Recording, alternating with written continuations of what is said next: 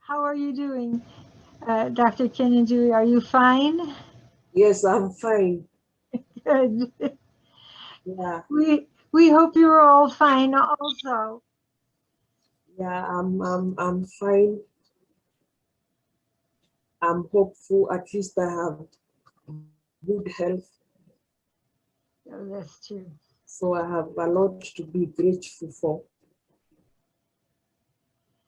Yes, yes. I see quite a few of my students here. I would like to have just a few brief greetings from my colleagues. And so, for example, we have Dr. John Ouko here, and maybe he'd like to say a little something from the philosophy department welcoming you. Then we have Dr. Xiaolan Hu and Dr. Genevieve Myers from Women and Gender Studies, if either of you would like to give brief greetings. Oh, yes, thank you very much for this opportunity. So first of all, I would like to welcome Dr. Kinyanjui. It's a pleasure to have you here giving a talk on this topic. So feel welcome, although virtually, to UDM, and we are very excited to have you give this talk. Thank you. Thank you, John. And Professor Hu or Professor Myers? Okay. This is Xiaolan Hu. I'm the Director of Women's and Gender Studies. Welcome, and thank you for giving this talk. I'm looking forward to it. Thank you. Hello, we are so happy to have you, Professor Kinyanjui. Karibu sana. And we are looking forward to listening to you and learning all we can about Utu Feminism. So thank you for giving us this opportunity. You've been teaching, Dr. Mary Njeri Kinyanjui has been teaching at the Institute for Development Studies, University of Nairobi. She taught there for 20 years. She retired 1 year ago. Coincidentally, just at the time of our pandemic, she holds a PhD in geography from Fitzwilliam College, University of Cambridge, and an MA from Kenyatta University in Kenya. She has a wide experience in the study of women and livelihoods, and she's published many articles and books on the subject. She's also a gender activist, and so I'm sure you will have much to share that will be of interest to our students. And we are so happy to have the support of Women and Gender Studies and African American Studies program at our university, as well as CLASA, the Carney Latin American Solidarity Archive, of which I'm the director. I'm Dr. Gail Presby, by the way. For all of you, many of whom know me, and some of you who don't know me yet. And so we look forward to your talk, and it's on Utu Feminism, towards an African feminism. And I will be showing your slideshow for you. We thank you for speaking, and we look forward to your lecture. And just tell me next slide when you want me to go forward. Before I begin this lecture, I would like to give you some facts about Kenya. Kenya is situated in the East African coast of Africa. It's one of the over 54 countries in Africa, and it has a population of 54 million people. The male are 49.9% and the female are 50.1%. It has a two-tier house, a Senate and a parliament. And in the parliament, there are 349 elected members of parliament. And of these, we are yet to get a third of them being women. They are about in their 60s. There are 47 women rep who represent each county, and that seat, it's only women who contend. Men do not contend for the seat. There are two female governors. They used to be 3, but one passed on. Now they are the active Chief Justice is a lady after the man who was Chief Justice retired, and we have one more female Supreme Court judge.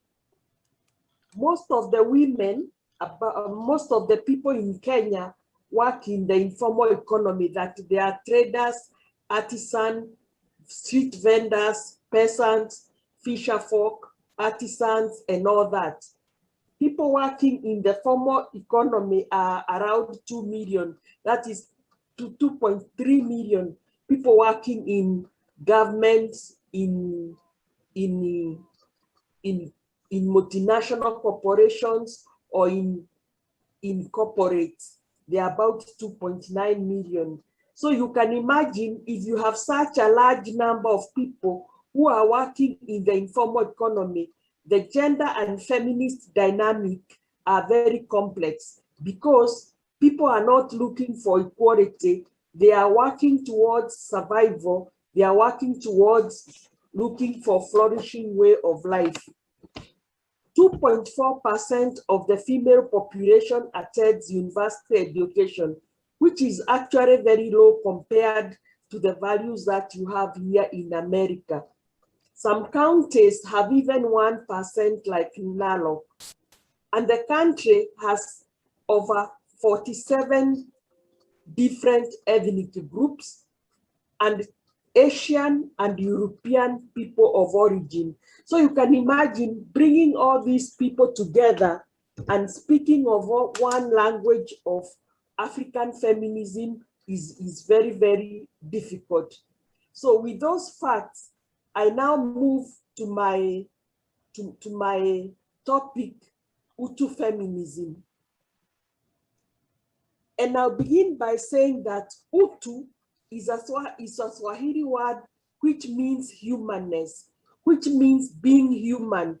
It is feminism that is based on being human, having the human spirit to be self-reliant, having the human spirit to be in solidarity with others, having the human spirit to continue life to the next generation, and having the human spirit to resist and work in solidarity. But you find that in most African communities, feminism is a term that attracts negative connotations. Of course, now the younger millennials are accepting the term, but when I was growing up and when I was a young scholar and maturing at the university, it was not easy for one to identify themselves as feminist, because it was not as an African. It was seen as women fighting men, that is, women who want to take over the men control. It was anti-family. Feminists were being seen as people who are not interested in the family life. They want to destroy the cross-knit family life and have homes for single parents, have homes for people who are not married and all that. So it was seen as people who are anti-family. Then it was also said to be propagated by unhappy women, women who had gone through divorce, women who are in one way or another unhappy with life, were seen to be the feminists of the day. It was the women who could not get husbands. If you didn't get a husband, it's like saying it's the sour grapes, so you became feminist. It was also seen as being westernized or an African. That is, you are acquiring Western modernity and imposing it on African tradition. So it was very difficult to be accepted as a feminist. And even now, most people would prefer to say they are gender activists, they are humanists, they are family oriented, and they'll say they don't want feminism. But we have a young crop of young women and men who are coming up and claiming the feminist space. So this situation now in 2021 is very different from when it was in the early 2020s and in 1990s. The next slide.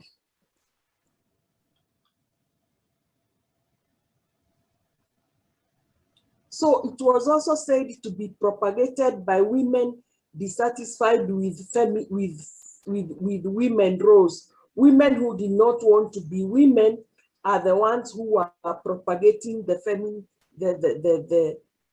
idea of feminism. But what is feminism? It's looking for equality between men and women, equal treatment of women in workplaces, at home, equal job ideology, equal job opportunities, equal access to education, treatment of women as human beings just like the men, and the elimination of harmful practices affecting women. So some of the feminist ideas that gender activists have been doing are very close to what is in feminism. They have been against the dehumanization of the woman. They are against the stigmatization of the woman as an unholy, as impure human being. So in this case, we see that although people will deny that they are feminists, they engage in things that are very close to feminism. For example, there have been people working for equality in the number of elected leaders in parliament. They have been working for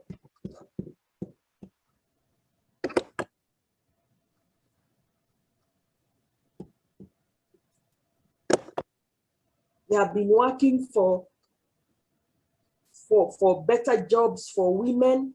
They have been working for women access to money and all that. So in this case, there are things that are of feminist concerns that have been carried through. Next slide.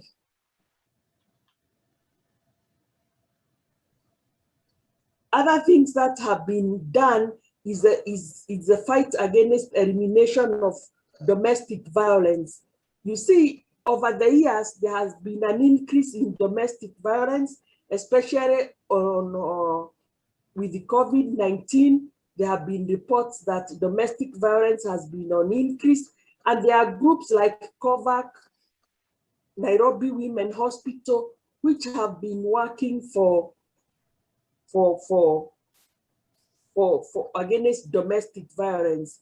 Then sexual freedom and choice. There are groups of lesbians and gays who most of them are outlawed, but they keep on fighting for their space on an opportunity.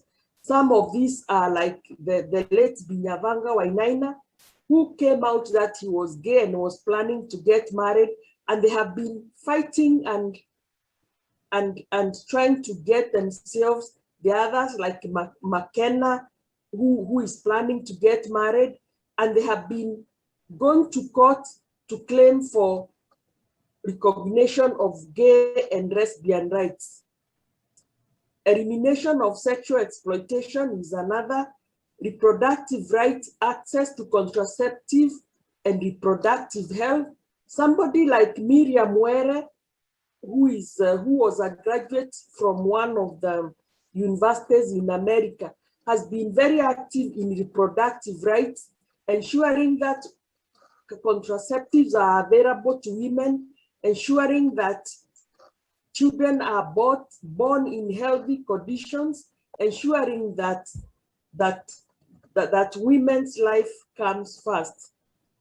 Access to mobility and movement are also rights. You remember, like in Kenya, it was not until 1979 that women were given the freedom to have identity cards. Before, they were not even allowed to migrate into cities.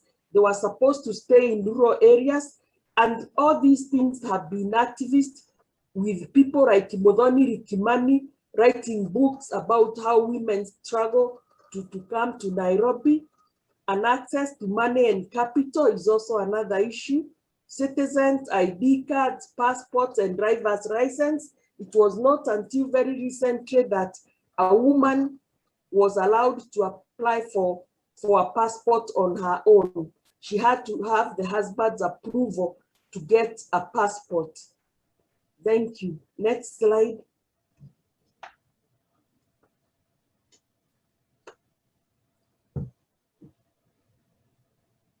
When thinking about feminist theoretical approaches, I have, first of all, I will say that I began as an industrial geographer, and I branched out into the study of women for two reasons. First of all, I was studying in the informal economy was dominated by women, and secondly, because of my role as a woman in the African setting. So these things made me to divert and start studying gender. And these are some of the things that I picked as I tried to study gender and feminism. And some of the ones that have been on key in influencing me are things like Alice Walker's Womanism, who speaks of the role of culture and femininity and consideration of sisterhood and survival of both male and female. Then I have also been inspired by the works of Loretta Ross, Radical Reproductive Justice, where she claims that women should have rights to have children, right not to have them, and the right to parent in secure places. Then there is the Maria Rogons, the colonial, who talks about the need to look at the pre-existing gender relations or men-women interactions that were existing before colonial times, and how these have been articulated over time and how they have been imposed. Next slide. Then I have also had interest, although I'm still reading some of these things, on Sarah Ahmed, Live the Feminist Life. Feminist is homework with a feminist killjoy to open life, make room for life, and make room for possibility. That everyone lives a life, and our life is a theory. Our life is our experience. Then Gloria and Zardua, and have yet to really grasp the consciousness, to look into the complexities of living in the borderlands. For example, I have been struggling between Kikuyu traditional practices and modernity traditional practices. I remember at some point, being a single parent, I've had to go and negotiate my own and pay my own dowry to my parents, simply because there's this fear that there's this thing that you have to reciprocate to your parents what was done to you. So I was struggling between this Kikuyu tradition and modernity, and I was trying to find out where do I balance myself? Do I say no or do I give? Of course, there were all those stories and narratives that I used to hear that if I don't do it, I won't be blessed. My children will not be blessed. So it's this fear of living between the two worlds is something that I have lived. Then there is Oewumi Oyelonike, who critiques the Western imposition of gender in African society. She argues that in Africa, what really mattered most was seniority rather than gender. And she says that this is the woman is an invention of colonialism. Next slide.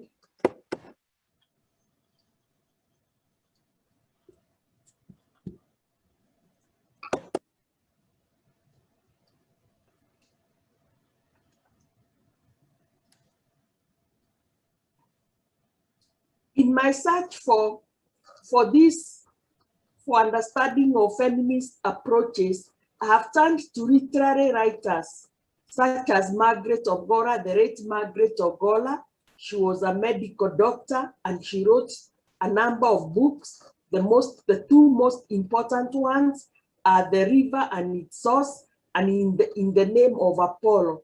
In The River and the Source, Margaret presents dynamic women, very strong women who are moving the family from one generation to the next.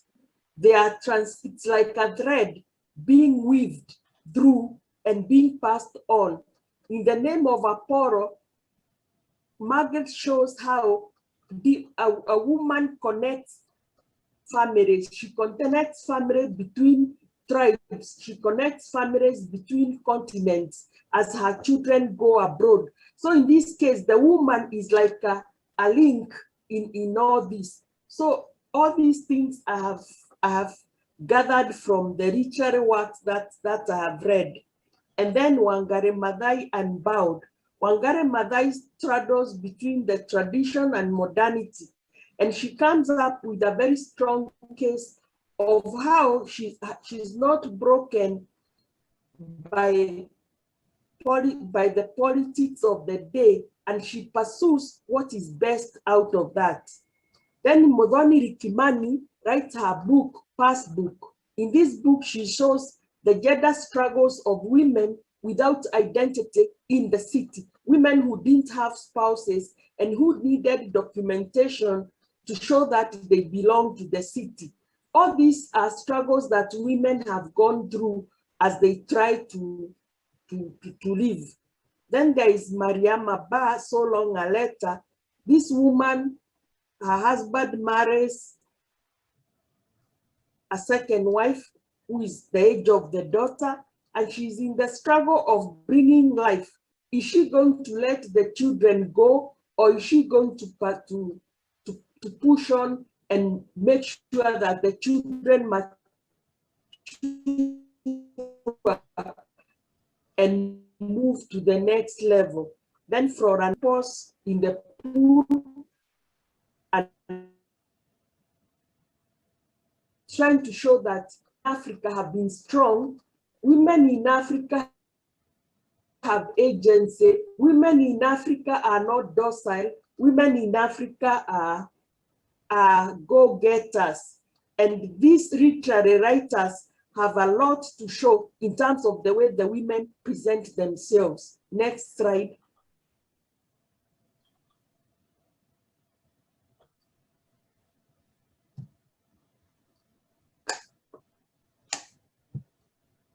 The other source of my work has been the non-written sources.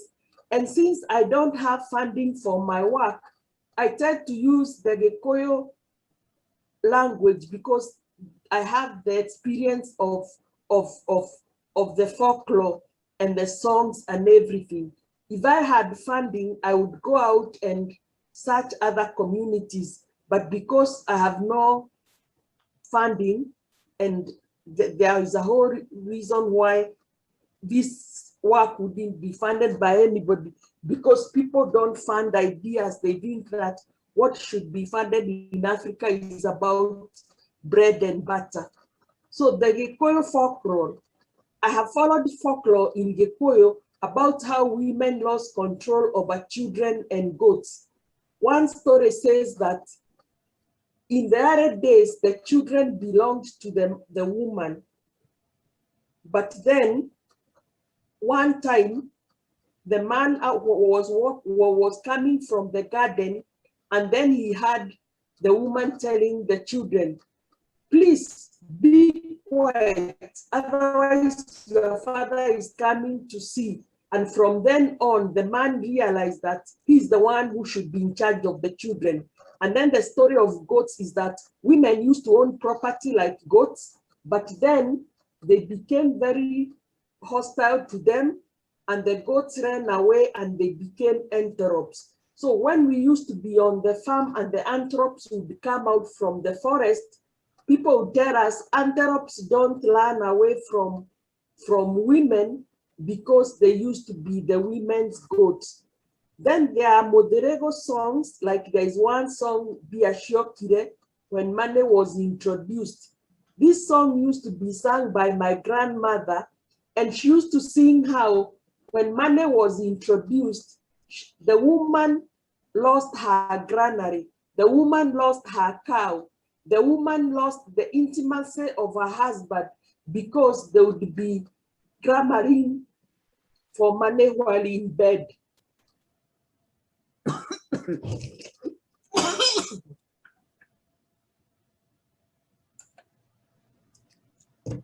She lost the control of the son because the son would also be demanding death.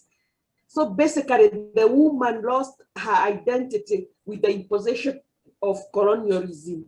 So all these songs, I used to hear them when I was growing up, and they have had a bearing on me. And then the Nyakenywa songs, where they sing about what is liberation, what it meant for them. It meant that they could grow food crops, they could bring up children with dignity, with human dignity and all that. So in this case, all these non-written sources, I have sifted from them ideas which I have used to integrate into my concept of Utu feminism. Next slide.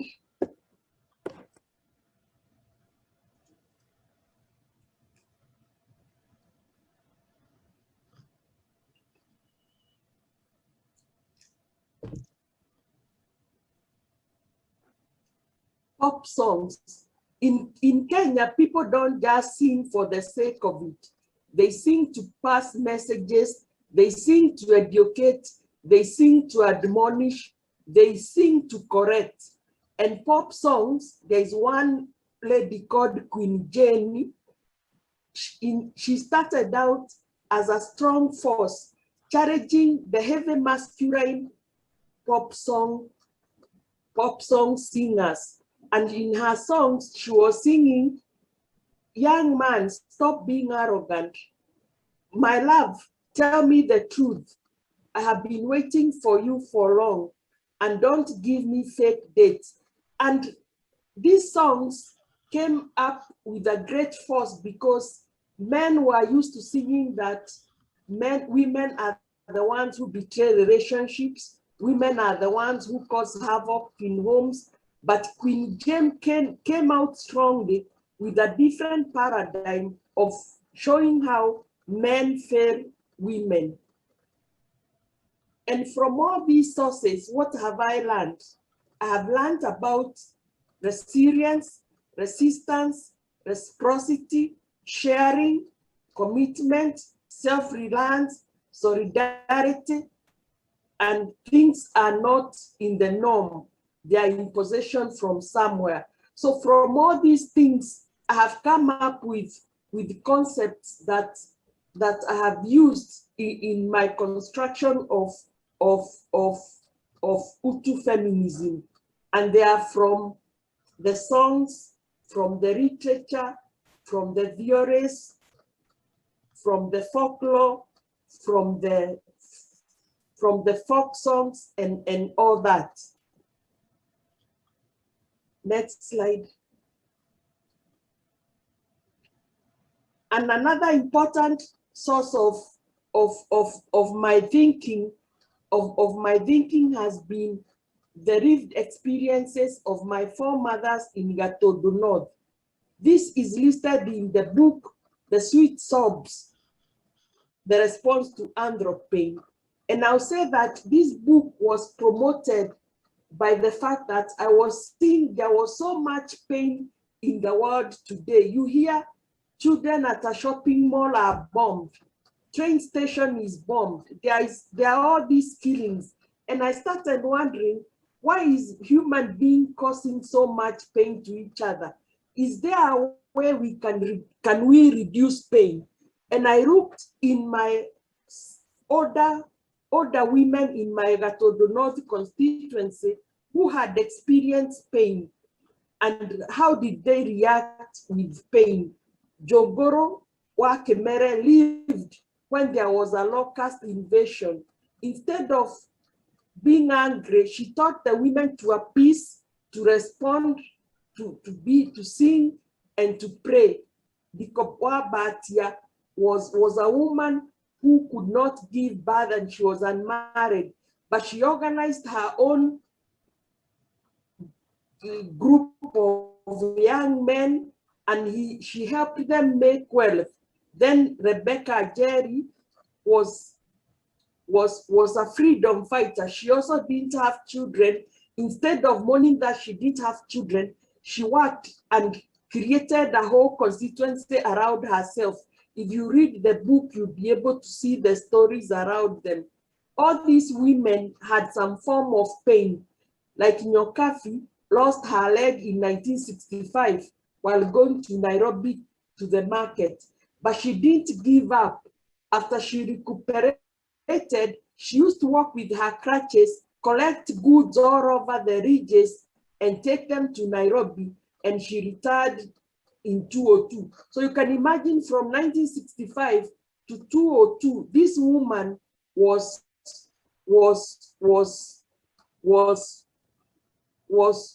working with one leg in a market that have no disability allowance facilities, and she did all that with determination, with forgiveness, and the desire for seeing generations grow. Then Phyllis Wanjeri, the husband was a Second World War fighter. He had been taken to fight in Burma, and because of post-traumatic stress, he used to wander around, and one time he wandered all over and never came back. So this woman was in pain, waiting for the husband to come back. She could not have avenged the Second World War, the British or the Americans or the Italians, but she chose to do good things for society. So in this what I was seeing is that if we think of peace and harmony, we have to think of the way women had the pain by sweetening their sobs. And there are lessons that I have learned among these women. There is resistance. What lies beyond the present? The present may be painful, but the future may not be like that. The need for continuity of life, flourishing families and communities, sweetening the sobs, non-violence, and resilience. Like when we have all these shootings, how do we sweeten the sobs so that people don't transfer the anger to the next generation and kill and also engage in killing? So my foremothers taught me these things about peace, about living for tomorrow, about sweetening your sob. Sometimes I imagine someone like Phyllis in the night crying, but during the day she would be busy organizing women, mobilizing them to take children to the clinic, advising young girls and all that. And then I could see Nyokafi, instead of being angry and remorseful, she's busy in the market organizing women, and she goes against her bodily feelings to do all that. Next slide.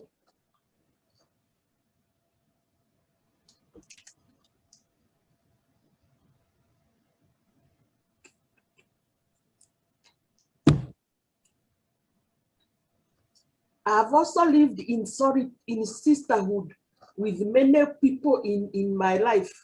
To begin with, in my village life in Ihenga, I had a group of women whom we used to work together. We would go to farm to different people's farms. We would farm today on this farm, tomorrow on the other. And during those things, we used to exchange a lot of ideas. They used to tell me, Njeri, because you are in school, put effort so that you will not be requesting money for salt and all that. So this group of women really encouraged me. We would go to work on coffee farms to fundraise for church activities. We would work on people's farm. Then there is the Matagi group of Nyedo. This was a contribution group which I joined in the 90s to start building water tanks. and we bought water tanks for each other. And for me, when I came to build my house, I used to set up the sewer system. Then there was the ad hoc Goba women group. As young mothers, it was during structural adjustments and we could basically live. So what we used to do was to contribute money and buy each other utensils, like we would buy cooking pots, we would buy spoons, we would buy cups, or we would, if it was taking children out, we would go as a group and cost share. Then there was the St. Peter's Ladies Association, which again was a group of women that when I moved to the new neighborhood, I needed to know people, I needed to work with people, and it was isolated and they helped me. Then there is the Nyahururu Taveta organization of Kawasukari. These women came to my rescue. I didn't know them. I was attacked in my house, raped and robbed. And these women came and supported me. They gave me food, they gave me money, they gave me consolation. And what these women taught me is about what lies beyond the pain. What lies beyond the pain? Don't let up and accept that and I should continue staying in my house. So they really encouraged me. They were unlike my elite women who would hear when that I was raped, they'd say, oh, why, it's too bad. And then they would leave it at that. But these other women came in, they gave me food, they gave me money to support my hospital bill and all that. Next slide.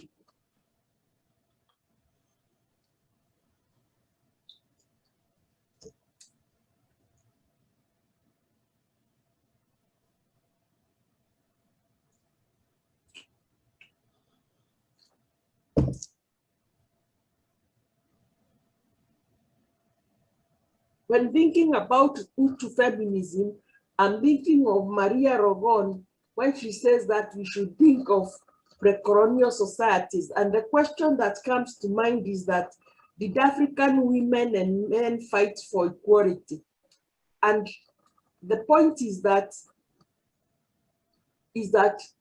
they did have ways of resolving conflicts. And some of the way they resolved conflicts was men and women had their own spaces. They interacted under different conditions. For example, in the household, the man had his house and the woman had his house.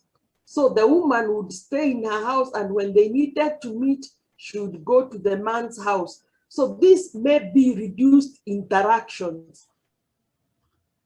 And then there were male and female dances, and initiation rites were different. So because of this space, these are things that we need to interrogate. How did indigenous communities minimize conflicts between themselves? Some of the things that we see them as primitive, they were actually things that were designed to maintain a human social order. For example, when the missionaries came and they introduced the single bedroom for a couple, what did it mean? And usually in some of the homes, like my parents' home, they don't share a bedroom. Each has their own bedroom. So they carry these things on. And we need to interrogate how this indigenous institution of conflict resolution in the homes were maintained. Next slide.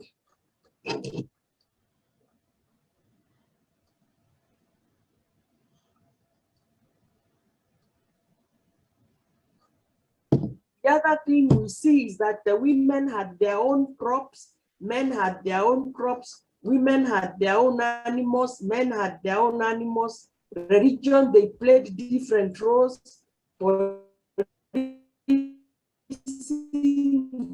Judicial systems and military. And this is where now Oyeyumi's work comes in, was lifted up and given the honor to be the custodian of the family income by being given title to land, by being given title to money. How did this destabilize? How did this disruption cause the family, and how did it place the woman who was in more egalitarian places? So I think Rugon and Oyeyumi provide us with a base to argue that maybe while these things were being dislocated, there was disruption, and this disruption, we see it in the many conflicts that are happening in the homes and the many disorientations that are taking place. Next slide.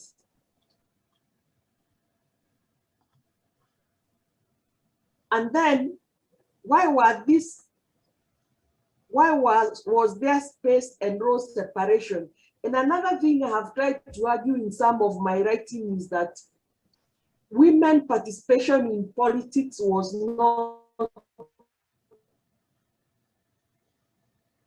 Women like Jongoro, Njeri, Dikoa, Batia, Quinzinga, Mekatiriri, Wamenza, they were all leaders, but they were overthrown, and a male leadership was introduced. And I remember like the way Jongoro was disempowered, she was baptized and given, and she had to abandon all her seeing and visionary work because she got baptized as a Catholic at Mangu Church. And when men and women were interacting, sharing reciprocity, solidarity, and complementarity, men and women did not just interact. There were rituals involved, there were exchanges of gifts and all that. And that's why I think more needs to be done in terms of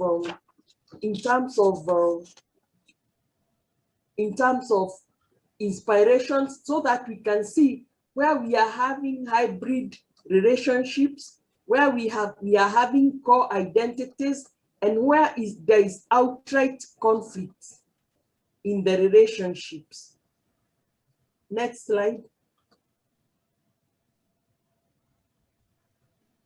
The interactions were based on Utu, and in Kikuyu we say Omodo, humanness. What was Utu gendered in hierarchies? There were expressions like Modo ne Modo, you are human because you are human. Oshioti Modo, that's not human, be human. That the interactions were based on the concept of being human,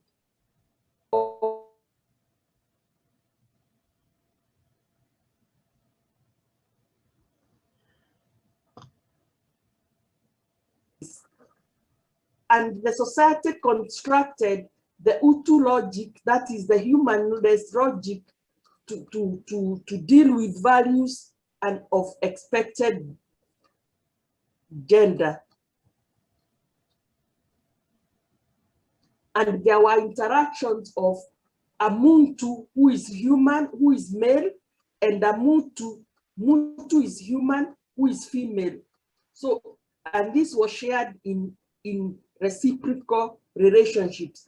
And that's why we need to go back and use the tools of Maria Rogon and Oyeyumi to find out really what happened in these transactions. Where did we go wrong? How can we come up with, how can we articulate the indigenous logic in the modern society, which is killing each other so mercilessly, which is destroying the environment so mercilessly, which is not caring. Next slide.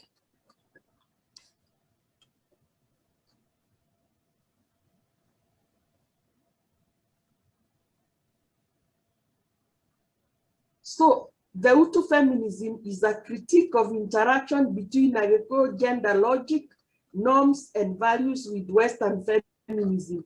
It's also based on my lived experience, stranding between Yoruba feminist logic, norms, and values, and Agricultural gender norms. It's based on my experience as a career researcher of informal economies. Next slide.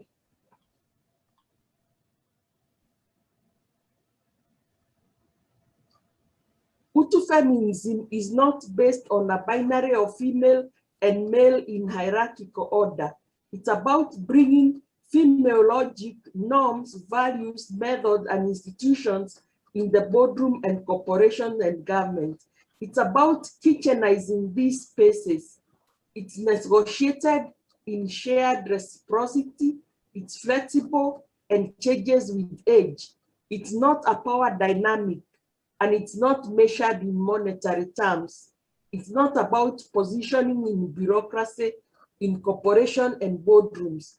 It's not measured in adornments of beauty and color. For example, yesterday when they were, I don't know whether it was Saturday or Sunday, when they were showing these COVID doctors on CNN, and Dr. Batch was all by herself there within a brigade of many men. What was it like? What did you feel when you watched such a scenario? Those are the things that we are concerned with, whether we are in Utu feminism or in these things. You could see how emotionally she was involved as she explained herself. You could see her desire not to be seen in terms of control, but of trying to further communication. So this is the kind of thing that I see in Utu feminism, where we share in reciprocity, its flexibility with age. For example, now, the way I was reasoning in my 20s, in my 30s, has changed. And it's not cast in iron and stone. Next slide. Next slide. Is it? Utu feminism is based on the human spirit of survival and flourishing of humanity from one generation to the next. Self-reliance, resilience, love, compassion, sharing, response, and solidarity. It has the following norms, logic and norms: continuity of life, peace and harmony, body and psychological pain management, food self-sufficiency. Next slide. Making work easier and tolerable, socialization and education for the next generation, connecting human beings in family and community, creating thriving and flourishing communities, creating solidarity and community, resilience and mobility.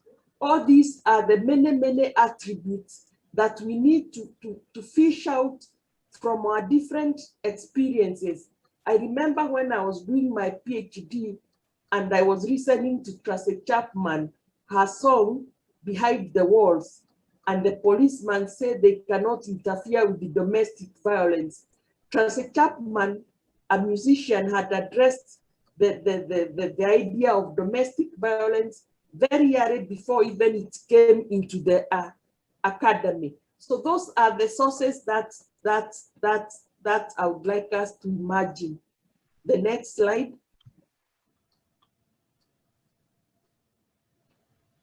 Utu feminism is about logic, norms, values, methods, and calculated. In the first words a child utters when they run speech, mama, and the last words perhaps are shown by George Floyd uttered, mama, I cannot breathe. Mama is the shield, the protector, life sustainer, whom your liberals have always worked to destroy. Mama represents love, peace, tenderness, kindness, and compassion, which is absent from the murderers policeman who is symbolic of neoliberal oppressing. Mama is the only one that we can sing for, like in the Geko song, Mother sing for me, hail mom, my parents, may God bless you. Next slide.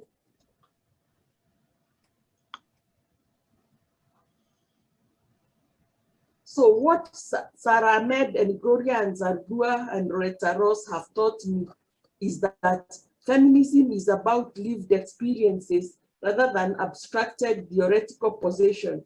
My foremothers, Jerua Dugo, Digoa Kemere, Jogoroa Batia, my grandmother, Jerua Gomi, my mother, Madarina Wajiro, Fires wa Jerinyo, Kafiwa wa Mwema, Wairimoa Tete, taught me that lived experience is about sweetening souls, resistance, collaboration, and flexibility.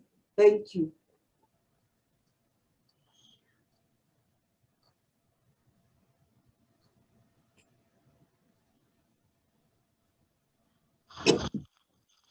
Thank you so much, Professor Kinyanjui. Thank you so much for that very moving and comprehensive talk. And at this time, you're going to all have a chance to ask some questions. And as I mentioned before, let me just remind you, there's two ways you can ask. You can use the chat.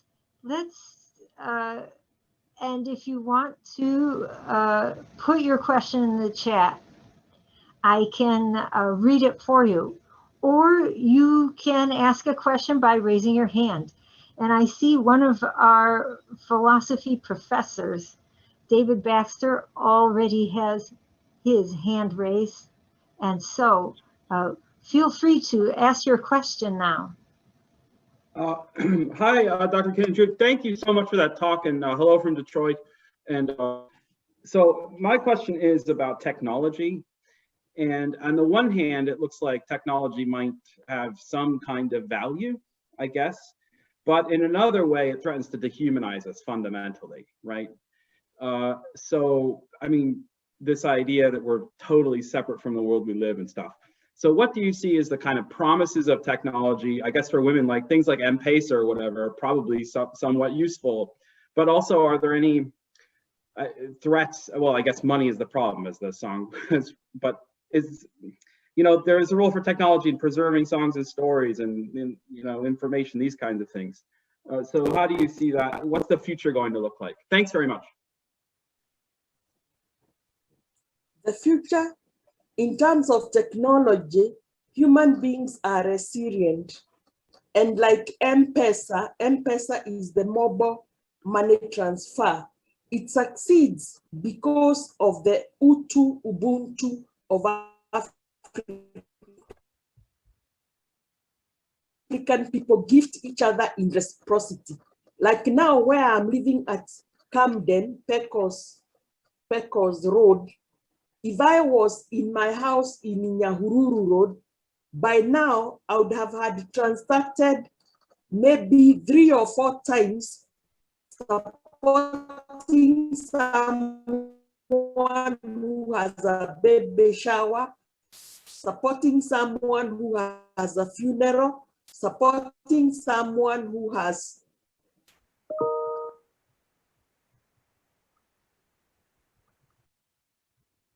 hard day.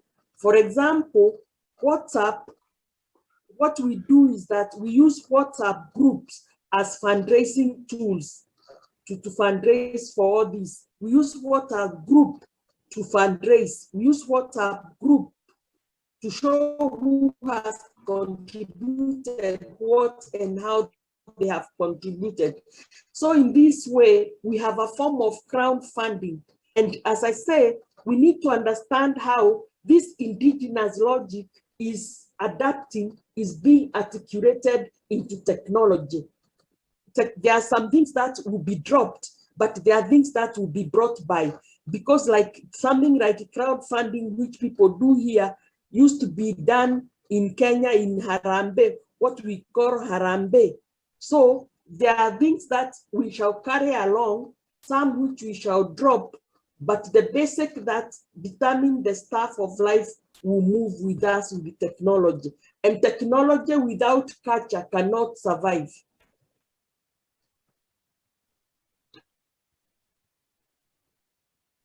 Okay, thank you.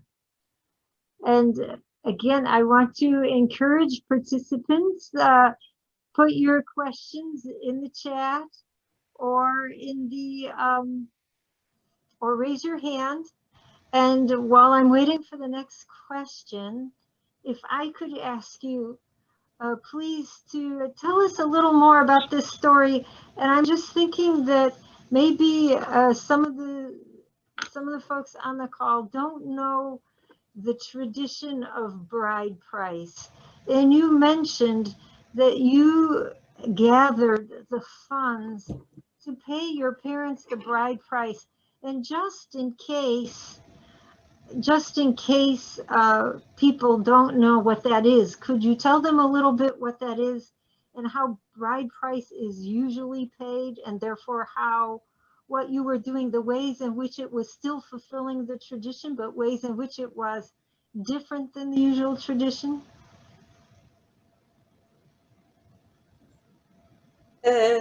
When a woman is getting married, the man pays a bride wealth. This is calculated in form of goats, which are translated into money. And the man performs these ceremonies with his entire clan. They visit the girl's home, they provide the money, and they celebrate, they have gifts. There's a lot of eating and exchange of gifts. If one does not get married and has a child and would like that child to be recognized in that home, now in my parents' home, because once I had a child, I should have taken the child to the father's home. But now I'm in my mother's home. So for this child to be recognized as part of the family, I have to also pay the bride wealth to my parents. I paid some goats in form of money, and I held a big celebration where the clan came together. We ate and drank and basically enjoyed ourselves. Of course, it is just that this straddling between the two. You are not sure to do it or not do it, but you feel you have to do it for your parents because they are asking for it.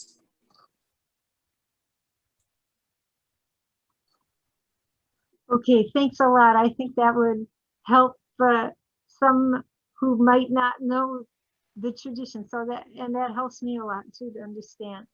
Thanks a lot.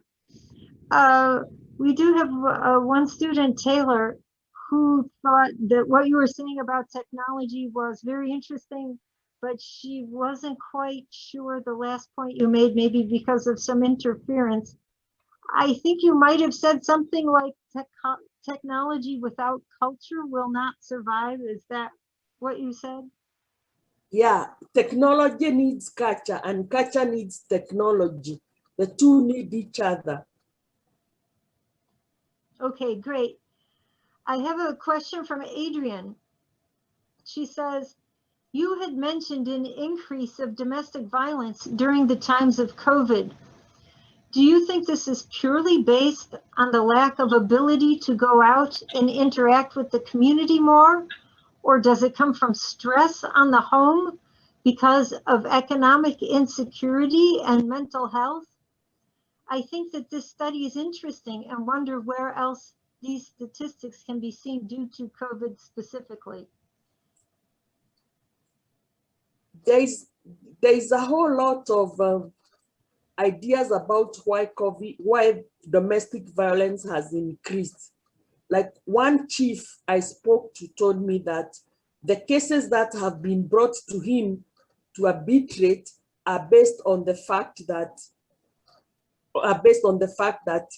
the man is not going out and bringing in food on the table. So when they are arguing about food, who should bring food and all that, then they quarrel. The other thing is that because people are stressed in the homes because of lockdown, being stressed, then it can be a mental health problem. But if there isn't any good data to really suggest what is happening, but there are indicators that domestic violence is on increase, teen pregnancies are on increase, and people are trying to sort out the mess because the researches cannot be carried out due to social internet. Okay, thanks a lot. We have another question from Betty. Thank you for presenting this large, complex picture of the possibilities of feminist thinking and doing.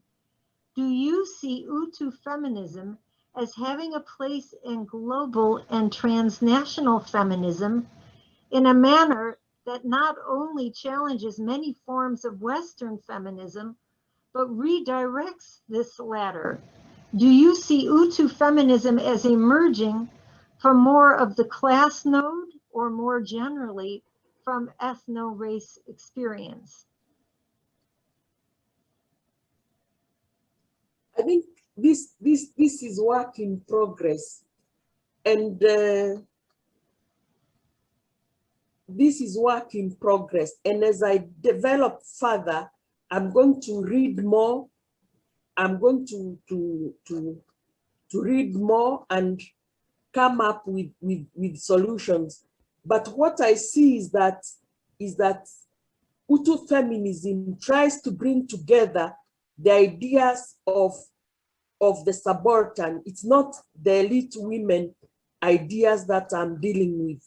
I'm dealing with the mothers of the political prisoners. Why did they have to gather? They gathered because they wanted to save the children. So it is more or less the ethno-race dimension. Class is also there, and you find that even in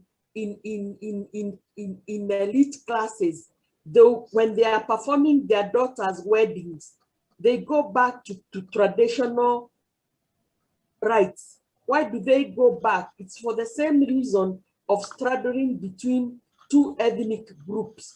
So it is a complex phenomenon which we need to address, all of us. And as I said, I have been limited by lack of funding, and I have been limited by also the fact that I started out as an industrial geographer who comes into this trying to fit into the paradigms and norms. Because what I think is that we have a lot of vocabularies describing a lot of things. We have new terminologies as they are coming, but what do they basically say about the African woman? They place her as someone who is always on the recipient, someone who is concerned about bread and butter. But my focus is to show that this woman has logic, this woman has norms, this woman has values, which she tries to bring to the fore and which are hidden under broad terminologies of transnational feminism or development feminism. I call it Utu because it's basically a human experience.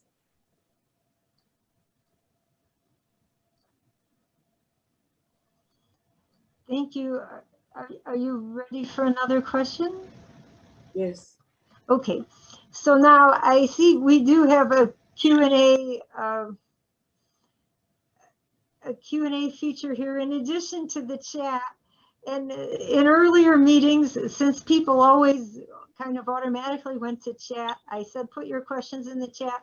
But since two people did put their questions in the question and answer, I'm going to come here into question and answer and read you their questions.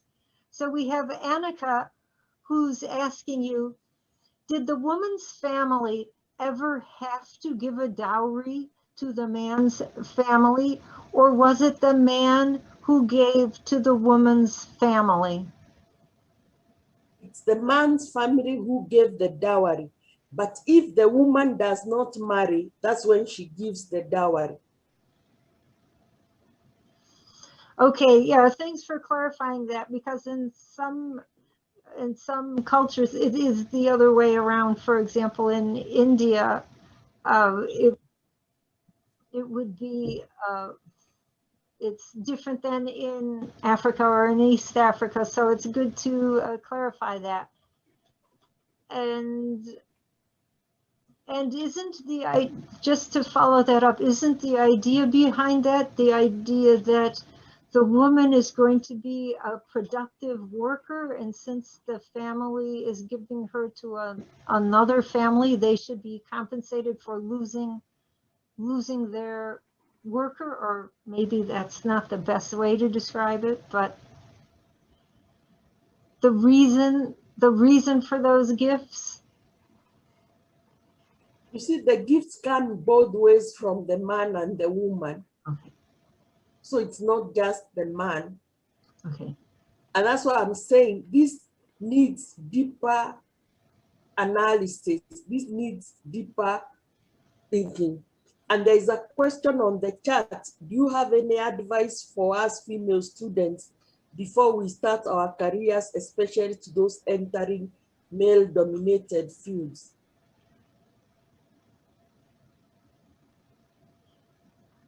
The advice I would give is that know your space. Sweeten your sobs, because the men are going to bash you. They are not going to be kind. And use solidarity, work with other women. For example, my survival has depended on the support of other women who have worked with me, who have held my hand. For example, there are women I owe a lot to, like Professor Syria Nyamwero, who has been my mentor and who recommended me to go to study in Cambridge. Agnes Musyoki, who is a friend and a mentor. Lydia Gaiterera. There are women who have supported me in so many ways. And as I said, you join the networks in your solidarity group. Like when I was working with those groups in Sisterhood, in the neighborhood, they helped me evolve. They helped me work. They helped me do. You don't have to just join career-oriented groups. Join other groups in the neighborhood which will be supportive, because they all have ideas. Like I was the only academic in all those groups, but I found that I took more and I gained more from these groups than anybody else. Then the next thing is, what is your goal? What do you want to do? For example, in my case, I have always wanted to leave a legacy of a written word. And that's what has made me persist in all this. And when the going gets very tough, leave. Don't sit there and wait until you are broken, because most women wait until they are broken. If things don't work out, just move space. And in indigenous society, in my indigenous society, women were allowed to live. And one would say, I'll not be shaved my white hair in this homestead. And the reason they used to say so is because that homestead was not conducive. So if you find that you have freedom to live, and that's why you should not stick at one place.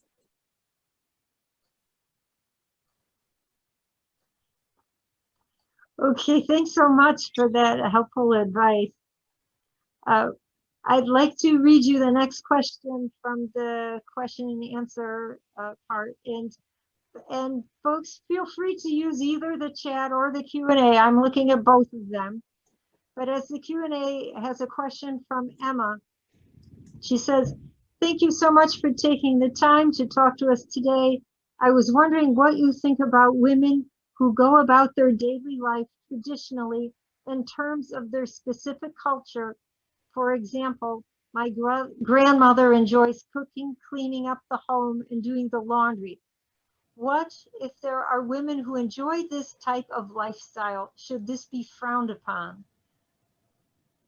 It should not be frowned upon. In fact, that is the stuff for life. For example, I admire my sister who cooks, who takes time cleaning the house, who takes time to cook, to dress her vegetables, to marinate her fish. And I admire her because I don't have those attributes. I wish I had them. People who do those things should not be frowned at. They should be appreciated. And as we move towards the more caring economy, the ethics of care, we are going to see that those things that women do and they do best are going to be mainstreamed. It's because we have been told that we have to do like the men. That's why we have discredited what we do best. What if we kitchenized our lecture theaters? What if we kitchenized our boardroom?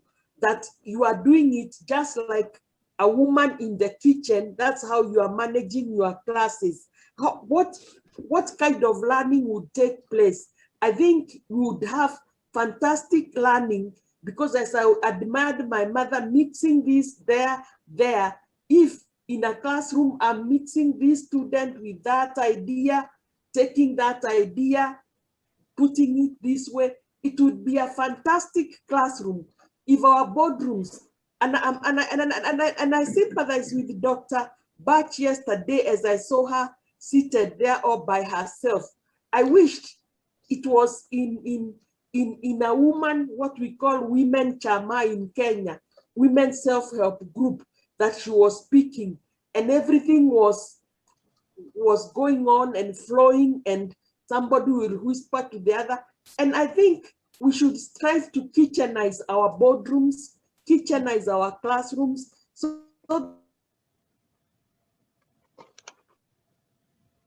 Could I ask you a question? Yes. Okay, so there is a student who has noticed you have used this word kitchenize, and she wants to know what you mean by it, and she wants to understand, how does a kitchen play into the culture? This is her question to you.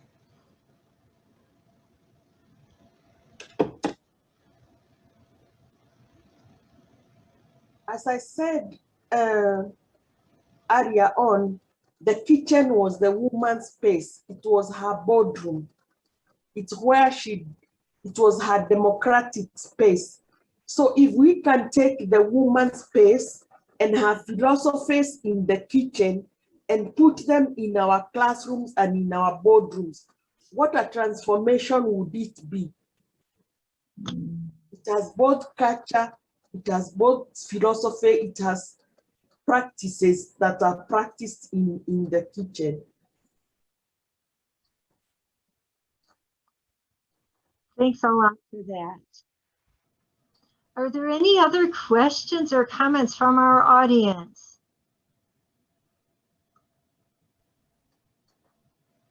Me again. Okay, David, I was hoping the philosophy professors would come with another philosophy question. Okay, David, I think you're already unmuted. Would you like to ask? Oh, am I? Yes. Uh-oh, okay.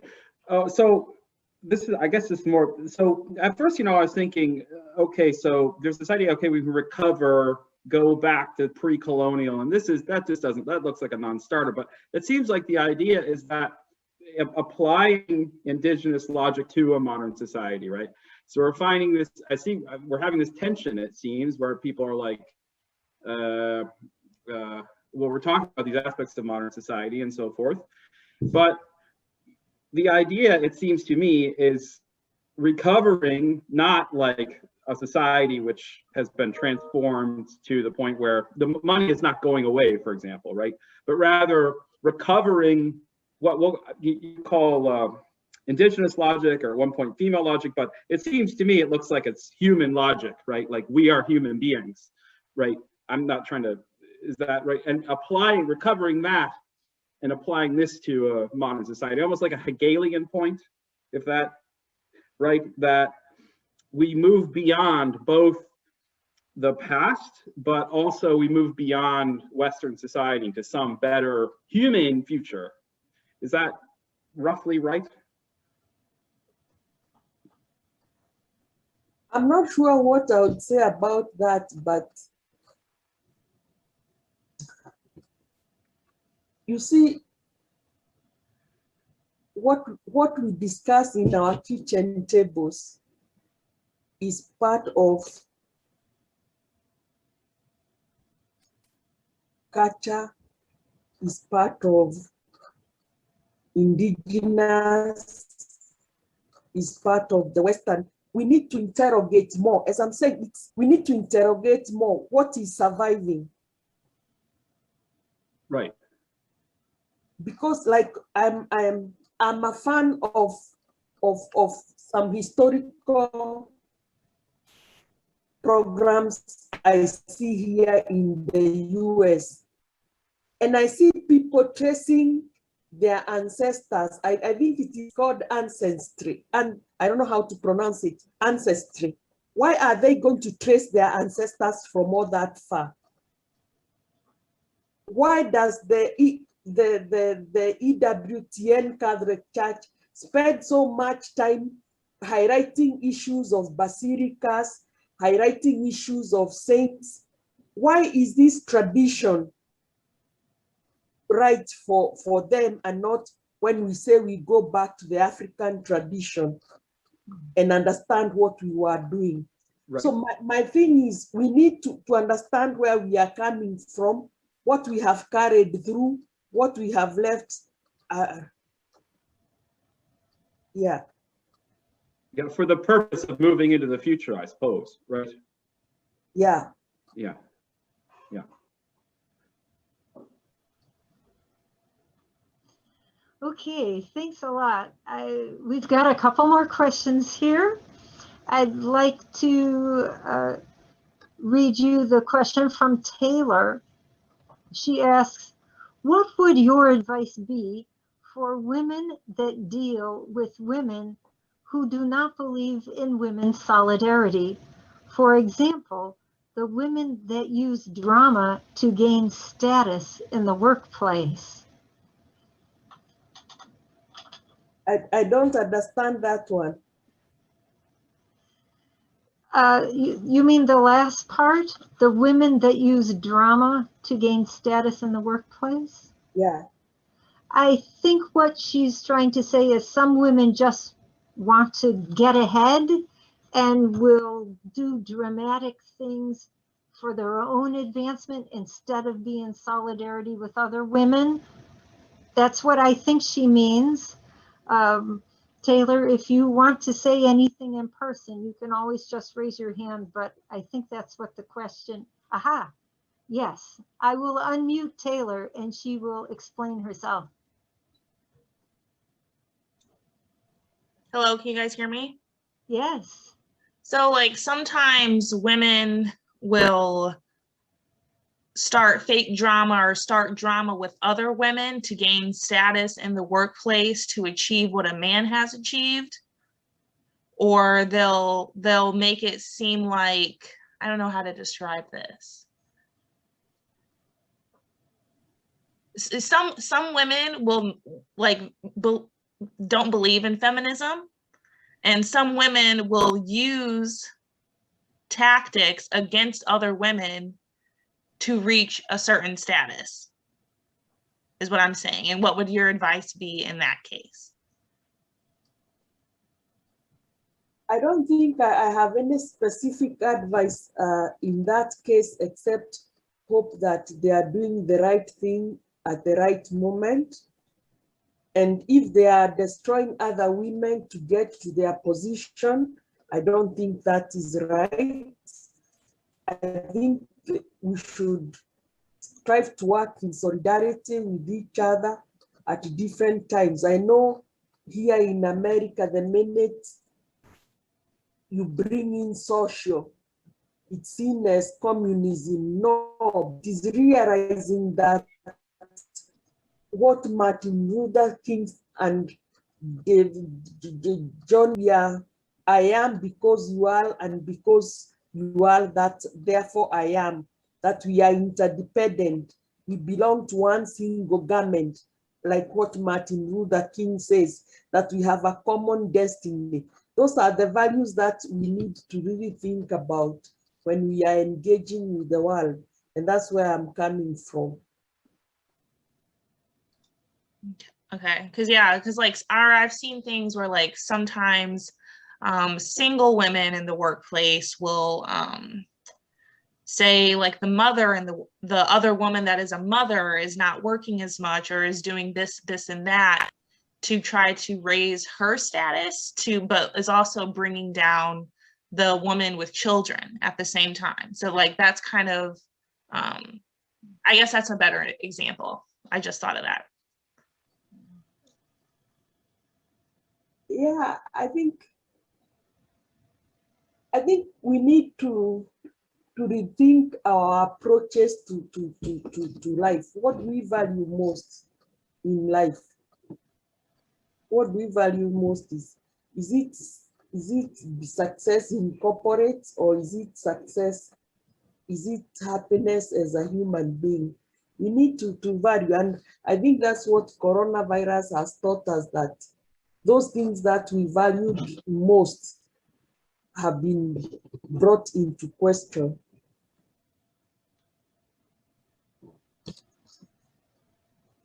All right, thank you. Thanks a lot.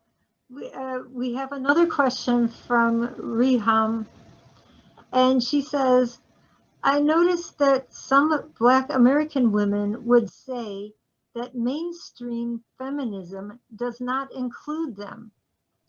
Do you believe that Utu feminism would be more embraced by these women who don't find themselves being represented?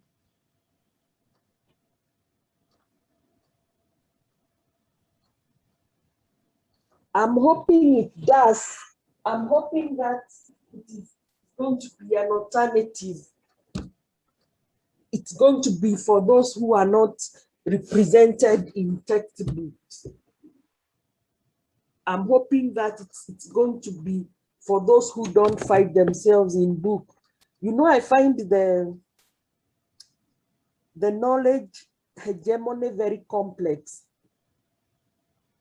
because there is what is knowledge and what is not knowledge. And I also find there is Ivory universities and universities that are not Ivory. And if you have knowledge or epistemologies from these spaces, then you are regarded highly. It's high time we turned the tables, just like Tracy Chapman says, that the tables are going to turn. We need to turn the tables of knowledge and start decolonizing our knowledge statuses and bring those knowledges that are peripherized and marginalized. For example, when I say that I used Queen Jane as a source, if I wrote that in a journal, they will not accept, because they don't think that it is a legitimate source. And some of my frustration as a career woman is because I have used non-unorthodox methods to bring knowledge to the fore. When I say that I will use Nyakenywa songs or women's songs to come up with an economic philosophy, why is it not the case where else every time the first thing a child learns is a song, and so much is passed through the song? Why don't we use the song? So those are the kind of things I'm seeing that we need to rethink what we have been doing and bring to the fore those knowledges that have been assumed as not existing.